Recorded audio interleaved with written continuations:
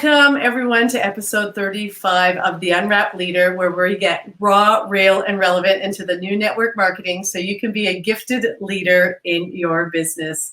Well, everybody, we have an exciting episode today as part of our series of Things That Matter, fiercely protecting the things that matter. Today, the topic is fiercely protecting your finances, and we have a very special guest. I absolutely love and adore this woman. I've had the pleasure of meeting her over 20 years. Her name is Sandy Cantin, and this amazing woman is she has done a total 360-degree view of the network marketing. She's been on both sides. She's lived in North America, being Canadian. She lives in Australia. She's been on both sides of the desk, being in the field, being corporate. She was introduced to this industry as a young mom, a shift worker, as a nurse, and she has also been in this business with her husband. She will quickly share with us how she helps moms and nurses, and she was like the rookie of the year, a top 10 income earner, and she also noticed that the industry needed support and help and joining by becoming a part of a corporate team. Sandy has also conducted business not only in Canada, the US, but Mexico, South Africa, UK, Singapore, Malaysia, South Korea. So she has been around the world, and she has over 35 years of experience. So I think we're going to have a really good topic here, and so I really hope that you guys enjoy it. But without further ado, before we get started, I just wanted to recap. We have some celebrations here that we just wanted to share with everyone. As you know, starting a new business or starting a new brand takes time. You got to start from somewhere. But we're excited to say that our Instagram has hit the 400 mark of followers, and we're just about at 550 followers on our Facebook. We've completed 2 programs now. We finished off our movie mantra masterclass yesterday, which I shouldn't say we finished. We finished the class, but that is going to be an ongoing course now for people. It's a 21-day mindset course, and it finishes off how you can turn your manuscript into a movie to help motivate and move you in your business. And we completed our social media MVP course to help business builders like yourself show up online more professional, as well as more confident in the social media space. And we're going to be doing that program again coming in March. We'll tell you a little bit more about that. But I think the one that I'm really excited about is our Gifted Leader community. Our Gifted Leader community is a free community that we have been expanding, or should I say unwrapping our book, The Unwrapped Leader, one chapter at a time each week. So it's so many good nuggets, such a great training space, such a great place to send your teammates, your business builders, free training and extra enthusiasm about what this business can do. So Teisha, we're celebrating, aren't we? So let's just do a big cheers to everybody, because we have 100 people in our community. So yay! So anyway, without further ado, let's get on with the show. How to fiercely protect your finances with the very own Sandy Cantin. Sandy, welcome to joining Teisha and I today. We're so delighted to have you. I feel like a schoolgirl, that gets to see one of her best friends after so many years. I'm absolutely delighted how we get to come together. And, I love it when we've had the chance to come back after so many years. And so just so the audience knows here, I had the privilege and being brushed with Sandy's presence. Oh my God, are we going 20 years ago? It may even be longer, but it was back when I was in Canada, in my Canadian days, back in Party Light. You came in as a corporate support role. And I don't know, because I know you have been in the field and you have been now in the corporate, and now you're like semi-retired and you're bouncing around the country with you living your best life, oh my God, you're going to have to tell us so much more about this. I just love you sharing your journey of packing your house up and living out of a suitcase and moving around with your husband. You were in Italy when people weren't traveling. You got there before everyone else, and you got us inspired to travel the world again. And I believe you are now are you in Sydney now, or Yarra Valley? Where are you, Sandy? I'm in Newcastle today. Oh, fantastic. And what I remember the most is you said something to me way back then, and it has always stuck with me. So much so that I actually talk about a lollipop moment. I watched this TED Talk. We actually did a episode about a lollipop moment, and you were one of my lollipop moments. You said something to me that was so sweet that I have remembered it forever. It has changed my life. And I think about it often when, I have challenging times and how I overcome it with my resilience. And I don't know if I was speaking or you were speaking, but we got to sit together around a table, and maybe it was dinner time, and you brought up this word to me, and I had no idea what this word was, and you actually explained it to me. I was like, oh, isn't that interesting? I didn't see that for myself, but the fact that that's how you saw me, and you used the word, it was self-efficacy. See, I've taken a lot of time to practice that word, that you said that I had self-efficacy. And now I've obviously learned that, how I edify myself and then carried myself, and, and that hasn't always been who I am, and it's something that I've obviously worked through and worked on thanks to this amazing industry of, of personal self-development. So through the years, I remember that. I now witness and watch it in other people. And if anything, I would say you have done an amazing job, inspiring other women to be their best, and I always say you're like a little pixie, like you have this fairy dust and you go around sharing it, and you're even wearing the gorgeous pixie colors. I think that's fantastic. And I remember when I told you that, and you even said, this is part of who you are. You share that. And I saw that, and nobody told me that. I think it's just wonderful. And before I let you go and just light up our room for us, I just want to say, I love it that you are intentionally restless. You have a resilient heart that is always open. You are curiously compassionate. You are radically optimistic. You are a side hustler, a natural connector, and a people collector. I think that is amazing. And you have just been so amazing in sharing your passion. Like you are like a multi-passionate, persistent, pretty princess that just makes us all feel like this extra special. So I guess, or should I say the pixie? But what you've inspired us is that you have written your own script, and you give us permission to do the same. And I think this was nice when I heard you say this. You often called the Swiss Army knife of social selling. You're not just not just the type to be boxed, but you or slap with a label. Is that how I say it? She's not the type to be put in a box or slapped with a label. I just think that is so fantastic. And so you're enjoying your nomadic lifestyle with your husband. You're living and working from anywhere, and you are inspiring all of us, honey. You have over 35 years in this profession, and you have been on both sides of the world, on corporate and in the field. And so just to share with everybody, we invited you because you have witnessed something in the industry about finances and women in finances. And I thought we could come together and really have a conversation around financial literacy. And so, I think that's what today's lighting up is part of our theme is things that we fiercely protect. And I think we as women need to fiercely protect our finances. So Sandy, come share a little bit about yourself. What's brought you to where you are today? A little bit about your journey before we talk about financial literacy. Well, I went to a guest night with a friend when I was a frazzled mom of 2 little people and working shifts as a nurse. And when I went to that guest event and I heard that there was actually somehow that you could get paid what you were worth, not what a job was worth, and that, you could work it around your family, and that you didn't have to wait for someone to leave or die before you could be promoted. I just said, sign me up now. And that's what I did. And I never looked back. And I've always seen this business model as the best way to really create financial independence. And, women really need to be financially independent, and we'll talk about that more. But let's just brag about this business model for a moment of how it's so easy to get started. You don't need a capital investment of any kind.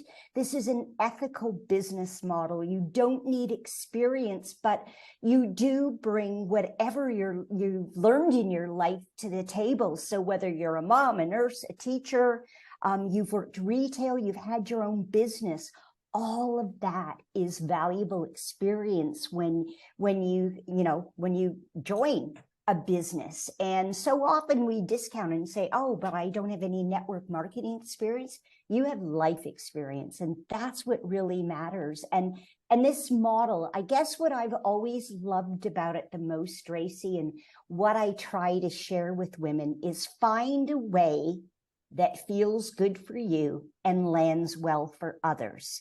Because we know that the profession sometimes has a little bit of an icky reputation because of how some people are salesy and aggressive, but that doesn't have to be you. The beautiful thing is there are very few rules that you have to follow, other than compliance. But that's where you get to bring your uniqueness to the table. And as I say, to find a way that feels good for you and lands well for others. So this is a very ethical business model. And I really am loving how, especially right now, when people and women in particular are looking for choice in their life of how they work and who they work with and when they work, this business model is more relevant than ever. And of course, because of everything that's happened in the world in the last few years, the need for money is greater than ever. So when you think of it, you can solve some really big problems that people are experiencing right now. And that's what we're all about, is helping others with a solution. So that's a little bit about why I love the model, Dracy, and why I think it's the perfect model for women to create financial independence, because there's really, you can start earning money right away with most models. And so often there's not a ceiling, and it can be self-paced. So it really is geared for women where, when you look at the situation for women, most are retiring with fewer dollars to work on than men because they haven't worked as long. They don't have as much in their superannuation or RRSPs. And so they're at a real disadvantage, but there isn't that disadvantage in our profession. And so that's everything I love about it and why I think it's perfect for learning some financial literacy and building some independence. Well, I definitely know for myself, my money journey, and I know, I've made a lot of money in this industry, and the fact is those first 20 years, though, I was never really taught what to do with it. Now, that's on me. I've been told to get a financial planner. I was told to, I read The Richest Man in Babylon. I read, Rich Dad, Poor Dad.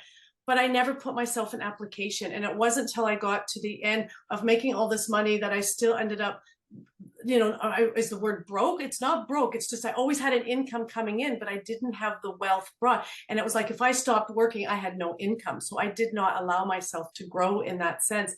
And it wasn't until I got myself in a bad situation like a divorce and, hardship and emotional hardship that I had those personal struggles. And so it took me to finally get like a financial planner, a coach, to find out that I was successful in making money, but I wasn't successful in making my money grow for me. So, and I guess it came down to like the money story, and I know you talk about a money story. So tell us more about that money story. Okay, so first of all, I want to tell everybody that's listening what a legend you were to me in this industry, because as a young woman, you just had it figured out from day dot. Maybe not the saving part and the investing and keeping your money and having it work for you, but you were a badass. Well, I fiercely protect it now, though. It's why it's part of my mission is I fiercely protect my finances now, being debt-free, making my money work, and my retirement. But I didn't think that way because you're young. And I think, well, I'm making this kind of money, I'm always going to make this money. But it's stung me in the butt. But just so people know that, you really were a legend as far as what you created. And so the lessons you've learned are so valuable, and it really does start with our money story. And so, to your listeners, if I want you to think think back to when you were a child and what was money like in your home and what were the messages you were hearing around money. My mother, who, grew up during the Depression, always, and I can still hear her picturing it, money doesn't grow on trees, and she always thought that rich people were evil and that they got their money from taking advantage of others. And so there was always these messages that were about never having enough. And I could see the stress for her. And we weren't poor by any stretch. We weren't well off, but she thought she was poor and she showed up as poor. And so I remember counting out my dad's allowance in the morning at the breakfast table so he could buy his lunch when he went to work. So that was kind of my money story. And I invite your listeners, Dracy, to if you've got a pen and a paper handy, if not, type it into your phone or just think about what were the stories you heard growing up? Because I shared with you mine, but I had a best friend and her mother taught her all about how good money is and how, when you have money, you have choices.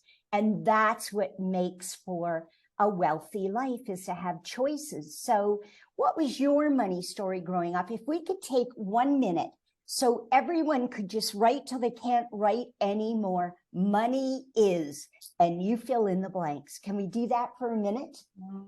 Very powerful. I love that. That's good. And I wanted to make a comment on the first part when you were introducing yourself, because for those of you listening too, I'm meeting Sandy as well for the first time on this podcast. And I only talked with her a little bit before, but just hearing a bit more, I loved what you said about just the skill set coming into an industry like this, because really, like my background actually is in elementary education. And so coming in, like I had that teaching concept, but never in a million years that I think leadership and all that kind of stuff I could do. But I've heard so many times, and I always reiterate this, is that this industry is simply a personal growth program with a compensation plan attached. And I've learned so much, like even in terms of taxes. I don't think I learned anything about taxes until I started actually, pursuing this industry as well. And I saw this thing on Facebook the other day, and I just thought it was so funny. So I wanted to bring it up and share it here as well. And it was basically someone saying, it was like a joke, and someone was asking their teacher, like, can you teach us about finances? Because we don't really learn that in high school or anything like that. And then the teacher was like, shut up and square dance, because we learned square dance, right? That kind of stuff. And it's like, what the heck? So we don't learn any of that stuff. But this industry has done so much for me around that. And even growing up, same thing, like, money doesn't grow on trees. But also my mom has been in this industry for over 30 years. And she talked about all the time how much it's done for our family. And as a family, we got to go on trips to Mexico every year. We had some kind of family trip. And my mom always told me, like, this is, the company is really, this is what it pays for, is these extra things that we get to do as a family. So I've always, looked up to that as well. And so I'm really happy that I got involved in this industry as well. So. Wow. Aren't we all that have been part of it? So let's stop writing now, because you can always continue this after this. But I don't know what kinds of things you wrote, but there's some real clues in there. If you're not making the money that you hoped you would by now, if you're not making the money that is possible, look at what you've written down money is, because there'll be some real clues there to what some of your blocks are about money. The other thing that my mom said to me was, you know what, you just have enough. You don't ask for more, because that's being selfish. And that may be some of you, because you may not need a lot more money, but it's what could you do with more? Who else could you help? What other organizations, charities, not-for-profits, where could you volunteer your time? All of those things, when you have more, you can contribute more. And so if that's what really lights a fire in your soul, then just know that it's possible. But these money blocks will always keep coming back to bite us in the bum. and sabotage us. And Dracy, I think that's what you were referring to, that you knew how to create income. You just didn't have the education and, to know what to do with it that, made good financial sense. But also, I know so often women sabotage themselves. And the three biggest problems that women have when it comes to money, and this is going to sound awful because they're all about lack, not about abundance, but it's a lack of self-worth, a lack of knowledge, and a lack of time. And so the good news is that all of those are fixable.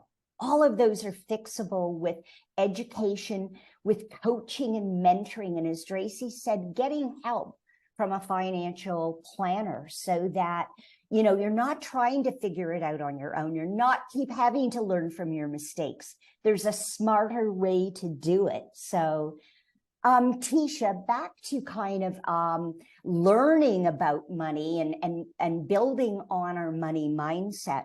One of the things that I learned about, and it took me a while to really get it, but it was Robert Kiyosaki's cash flow quadrants. And I'm sure everybody's seen it. If you haven't, after this, Google it and check it out. But, it's a box with 4 squares, and down the left-hand side is being an employee. That's where it starts. And so it's all about when you're an employee, you have a job. And your way to make more money is normally to work more hours. You might ask for a raise and get it, but really you're trading time for money when you're an employee. And below that, on that same side, is being self-employed. And so then you've bought yourself a job, right? And you're still trading time for money. As a matter of fact, you're probably putting in way more time when you're self-employed than the money you're drawing from it. But this left-hand side of the quadrant is all about active or linear income. It's all based on how much time and effort you put in. And the goal, according to Robert Kiyosaki, was to get yourself over to the right-hand side of the quadrant where you were going to be able to enjoy leverage and compounding and those kinds of financial elevators. And so at the top on the left-hand side is, being a business owner. Having your own business system or a vehicle, such as network marketing, and having people work with you or for you. And you are leveraging their time and effort and getting paid on all of that. So it's not just your efforts. So people talk about residual income in network marketing all the time. So residual income lives over there on that right-hand side. But just to clarify so that we're always using correct financial terms, residual income isn't the money you make from enrolling someone and getting their first order. It's their second and third and fourth and hopefully years worth of shipments, right? Their auto ship or whatever your company calls it, the rewards program. That's the residual part of it. So your goal is to not only get new people, but to keep them on your product for a long time, because that's what makes up your residual income. Some people talk about it in terms you do the work once and you get paid on it again and again. It's not quite right, because if you set and forget and never talk to your customers again, and financially things get a little bit tough like right now, or there's lots of competition in your space and it's easier to order something online, you're going to lose them. So if you want that residual income, that is the beauty of network marketing and being on that right-hand side of the cash flow quadrant, you do have to stay in touch with people. You do have to stay in the relationship and love on them. And I don't need to teach you customer service, but just if anybody says to you residual income is doing the work once and getting paid on it again and again, that may be so if you wrote a song or wrote a book. But if you want to keep that book selling and that music playing, there's still some effort that goes into that. So I just wanted to clean that up a little bit because I hear people use it incorrectly. And I always love, if we're going to elevate this industry, we need to know what we're talking about, right? We need to know our shit. So, and then on the lower side of that right-hand quadrant is investing, being an investor, getting your money working for you. And so that's the side that as you have more money to work with, as you become more skilled at network marketing, that's where you want to aim for. So that really made sense to me, Teisha, and that got me excited. It made my belief in this model even stronger. Does that make sense? So, yeah, it definitely does. I saw like you do explain the different kinds of the income in network marketing. So what would you say then, just because like I still feel like I'm learning a lot of this too, when it comes to residual income and passive income, like I almost look at those two things as kind of the same. So what is the main difference between those two? Between passive and active or leverage? Residual and passive. I always look at them as the same. Okay. And that is, I think that's another misconception, that passive income is when your money works for you. You've invested it in something where it compounds and grows over time. Where residual income is what you get paid on it in this business model on reshipments. Whatever your company calls that, that's the difference. Okay. So passive only comes from investments. It used to come from real estate, maybe not so much today. But it's that category when you take your savings and you invest them in something that grows. And normally you're doing it through a financial investor. So you're getting advice. It depends on, how risk adverse you are. And women tend to be more risk adverse than men. Here's an interesting statistics, ladies, that you might not know about. 42% of women worry about money every day, as opposed to 22% of men. So you can see that we're just wired different. Something like 54% of women don't know how to track, to even know if they're working towards their financial goal. They don't know if they're getting close. They don't know if they've met it because they're kind of working in the dark. So Dracy, to your point, it's so necessary to invest. Here's how I look at it. You are your own best asset. In this business, you are the income producing asset, right? Until you get to until you get to the point where you've got a big downline, or you're really making money from those people you have enrolled and rank advanced. But you're always your best asset because you are the one that can get it going again. You are the one that gets it started. You are the one that motivates everybody. You've got the vision. And if you don't treat you like the best asset, you got to feed your mind, right?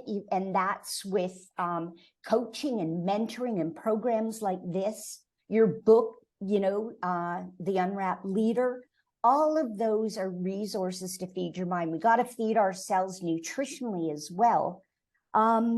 But it would be like having a racehorse and saying, I can't afford to feed this horse till it wins the race. You got to feed it as you go. And there's usually with most companies, lots of free training you can leverage. But as soon as you start to have some income that you can stamp for personal development, this is what I'm going to use. You want to invest in you. This is a business. If you're the best asset, you want to not only treat yourself well, but you want to invest in you and your growth. And that's, again, where lots of people make a mistake. They think they don't need to. Their company gives them everything, and they do at first. But you do get to the point where you need a little bit more.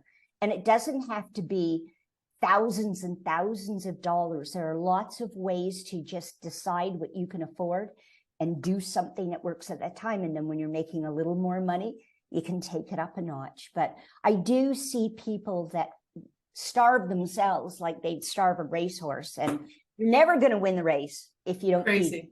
Absolutely Yes. crazy. Crazy. Tell me a little bit more about some more of these mistakes that you see commonly in the women in network marketing. Oh my goodness, Dracy, you and I could probably write a book on this. You know, the beautiful thing about having been in the industry so long is you see what the successful people do and you see what others don't. But the successful people have made the same mistakes. They just made them early and learned from them and behave differently. But the biggest one I see is when someone starts making more money than they've ever made in their life, and their lifestyle goes up accordingly, right? And so they're spending, and they've got more handbags than they need. They have no savings.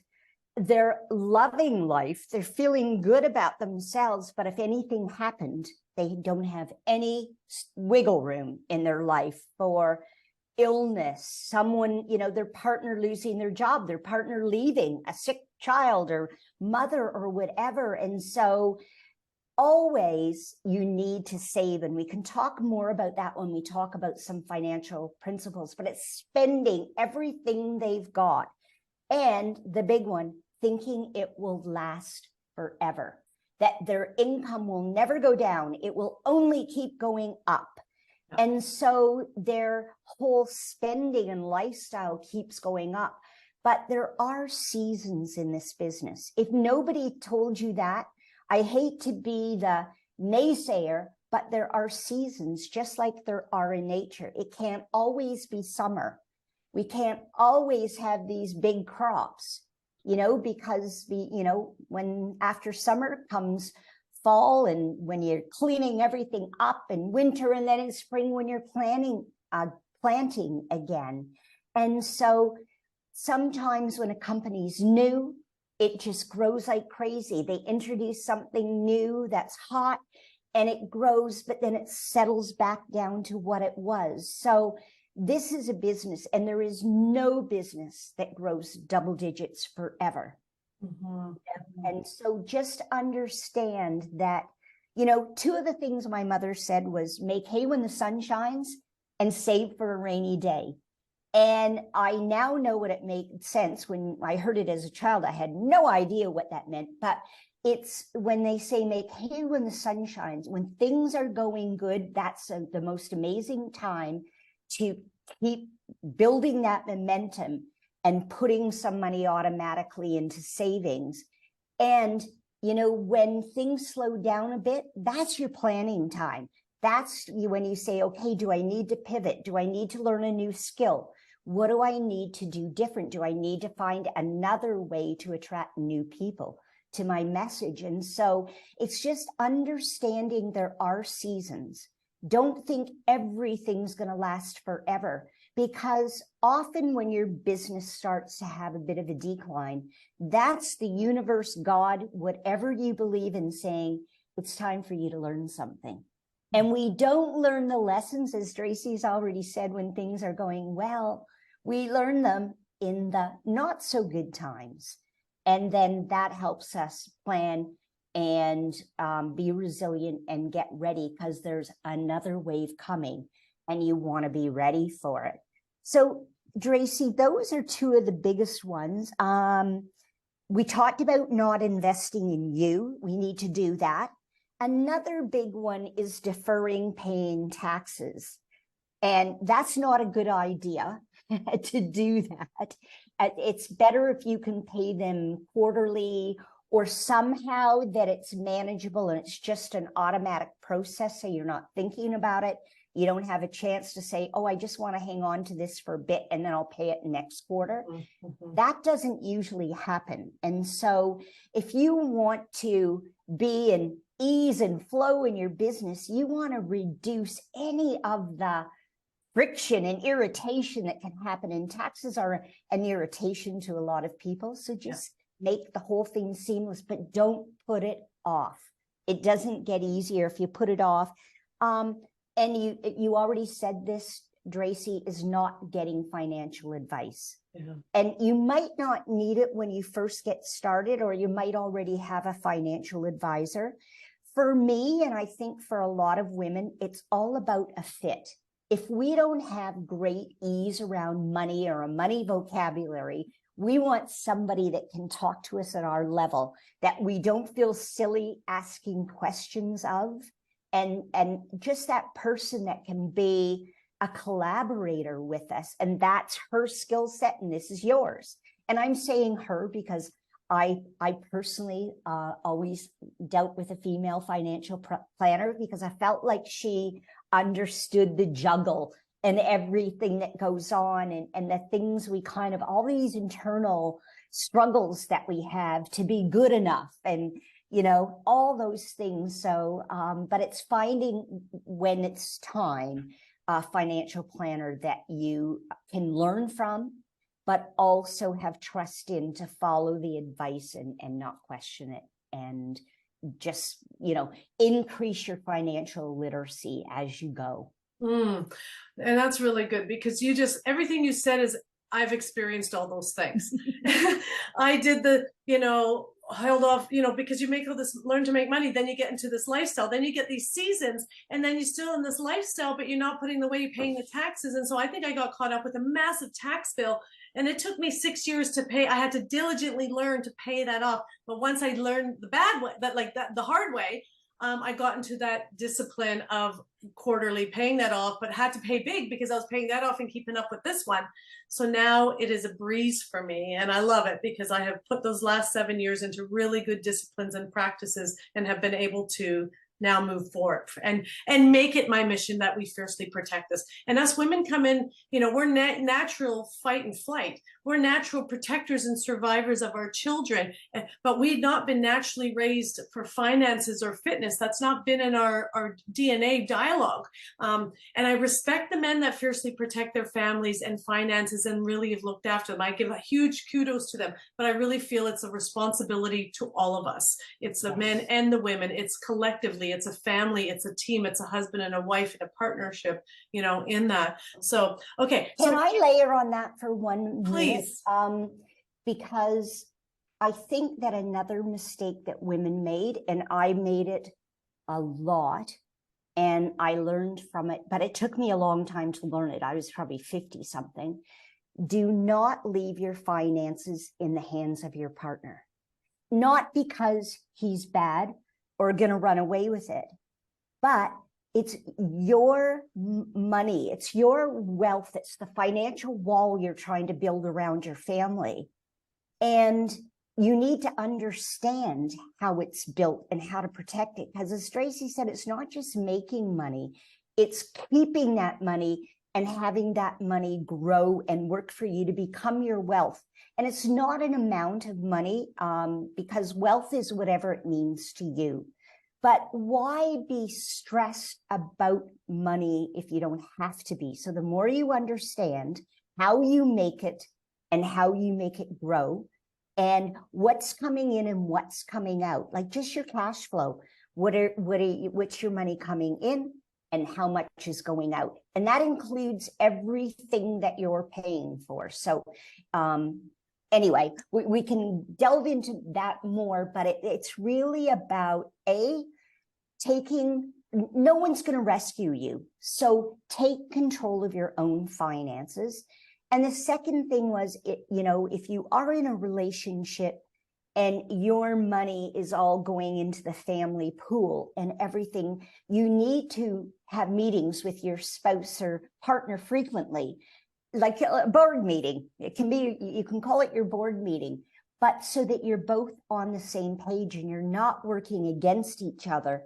You're working together to grow the total family income. So those two things just popped up for me, Dracy, and I know they were lessons I had to learn. So those are really good. I've been like sitting and listening and just taking so many notes, and I'm like, even just me, like I feel like I'm learning so much from this. This is so good, Sandy. So like thank you so much for these tips. Well, you know, the lucky thing when you come into this business young like you are, like I can only imagine where you'll be a decade from now, because I already know you're a legend in your own right. So, and not in your own right, I mean within your company and things. So congratulations. I just wished I had a bigger picture, because it really, when you do that money is statement, what you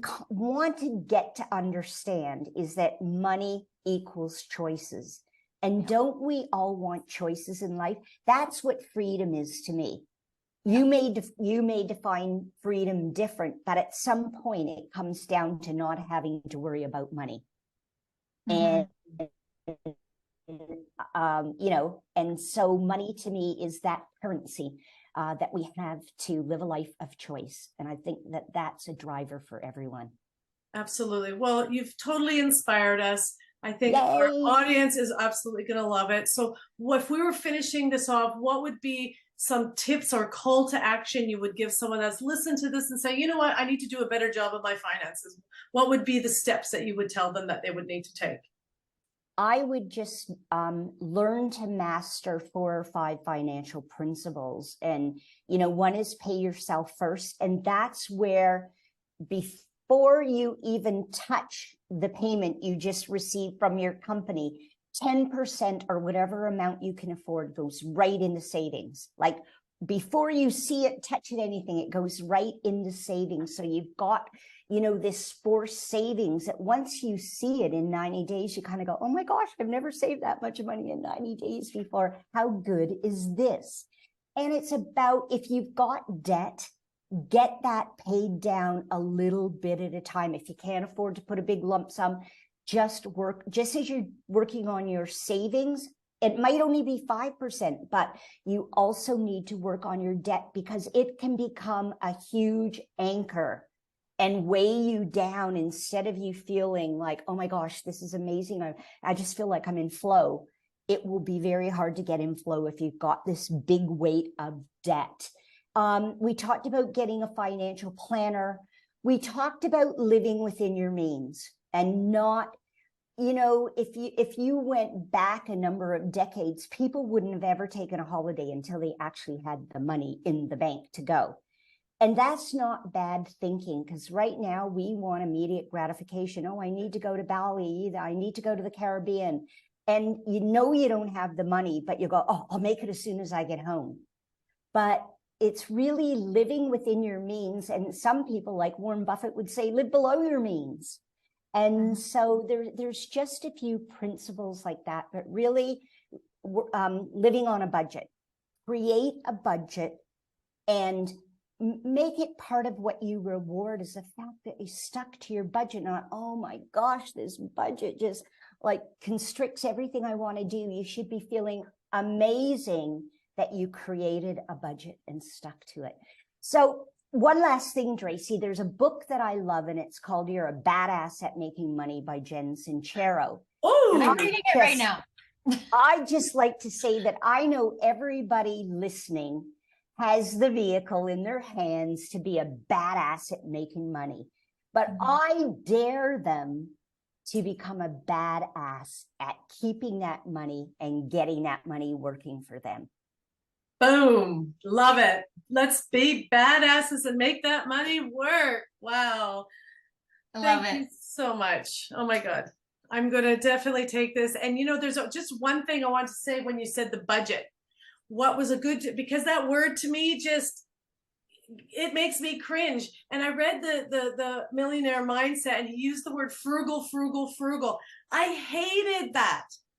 And it actually pushed me away. But it wasn't until I read The Barefoot Investor, it changed it, because he turned the word budget into buckets. And that was, I ended up putting having my different buckets, and my small bucket, all the different, and that has been a way I've been able to turn it around versus budget and frugal. And I never wanted to shrink my goals to my income. I want to increase my income to my goals. Yes. And so finding those fine little tips and everything, you've given us some great ideas. and more inspiring, but it's just motivating us to take the next step. And I'm going to get that book, Badass. That sounds like right at my It's alley. a great book. It's on my bedside right now. Like I put it there, and if I'm like, oh, I'm not tired yet, I'll go read a few pages. So now that you mention it, I'm like, I'm going to read more and get through that book. There's one more too that's Yeah. good, and it's called Money, the Love Affair by Kate Northrup. And what makes that a really good, valuable book is that she is and was a network marketer. So her world is the same world that, you know, many of your listeners are Well, operating in. thank So you. they're two good ones. Brilliant. Brilliant. Well, we love you. And Love we you look forward to too. we can hug and dance together and watch the sunset and drink some bubbles and have a lollipop moment together. Yay. And Teisha, we got to include you in that too. I need to come down to Australia and party with you guys. So You She will. thank you so much for coming on. Our audience is going to absolutely love this. I know I soaked in so much, so I can't even imagine what our audience is going to write down and get from all this. So thank you so much for your having time. me. Okay. Bye, You get- everyone. That was so inspiring. Sandy, we loved having you on. We know our audience is absolutely going to soak up all of this wisdom that you had on financial literacy. And I just want to share our takeaways that we had from this. There's so many, but if I had to narrow it down in 3, number 1, understanding the different types of income. Personally, a lot of these mesh together. The passive income, residual, like I always looked at those as the same. So I love that she actually broke that down. And then number 2 is that money is providing you with choices, and having that money mindset that it's not, you know, the root of all evil, or it's not actually bad. Like money at the end of the day, it provides you with those choices so that you can, you know, still reach those goals, and by increasing your income and not as Dracy said in there, decreasing your income to reach your goals. And number 3, honestly, the bottom line is just getting educated on financial literacy. Just from this session alone, I learned so many takeaways on this. And at the end of the day, you are responsible for this. We learn in network marketing how to make money, but what we need to learn is how that money is going to start working for you. So overall, just such great takeaways, and I hope you guys soaked up just as much as I did. So guys, leave a like, let us know in the comments what your biggest takeaway was from this session. Subscribe to our channel if you're on YouTube. If you're listening on the podcasting platforms, we would so appreciate a 5-star review, as it helps us grow. And share this with your teams or anyone that you feel could use a little bit more advice on financial literacy. And before I let you guys go, I just want to quickly talk about our gifted leader community. Dracy and I have kicked off our book club in there. So we are sharing every single week and unwrapping a chapter in there. If you have our book already, you need to be in there. If you don't, you can grab it over on Amazon. And our next episode next week, we're going on with the theme of fiercely protecting. And we are going to be talking about fiercely protecting your faith and choosing faith over fear. So we can't wait to see you guys next week. Thank you guys for listening in. Bye.